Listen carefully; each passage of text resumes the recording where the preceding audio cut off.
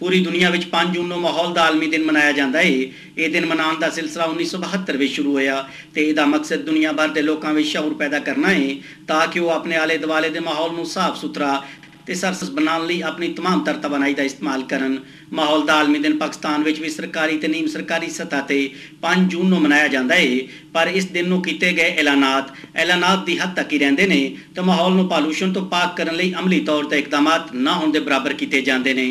लोगों में शऊर ते आगाही पैदा करने लई कड्डियां जाने वाली रैलियां सिर्फ वड्डियां शहरों तक महदूद रहने की वजह तो साडे पिंडां ते छोटियां शहरों में हर तरफ गंदगी के ढेर दिसते हैं।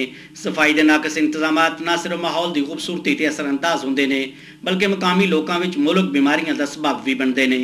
दरख्तों का कटाव ते फसलों से किया जाने वाला स्प्रे भी माहौल से मनफी असर छड़ रहा है।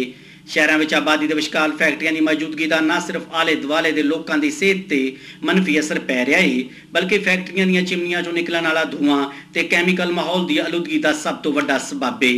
फैक्ट्रियों के फाजल मादे पानी में आलूदगी का बायस बन रहे हैं। आलूदगी चाहे जमीन ते गंदगी की सूरत में हो या फजा में जहरीले धुएं की सूरत में या पानी फाजल मादियां की सूरत में हो, आखिर आलूदगी होंगी है तो आलूदगी साडे आले दुआले के माहौल लिए जहर कातिल है। लिहाजा पाकिस्तान के हर वड्डे निक्के का फर्ज है कि माहौल को साफ रखने में अपना हिस्सा जरूर पावे ताकि साडी आने वाली नस्ल को साफ शफाफ ते सरसब्ज पाकिस्तान मिल सके। कैमरामैन नासर अली दे नाल सफदर इकबाल वड़ैच, अपना न्यूज़ मंडी बहौल दी।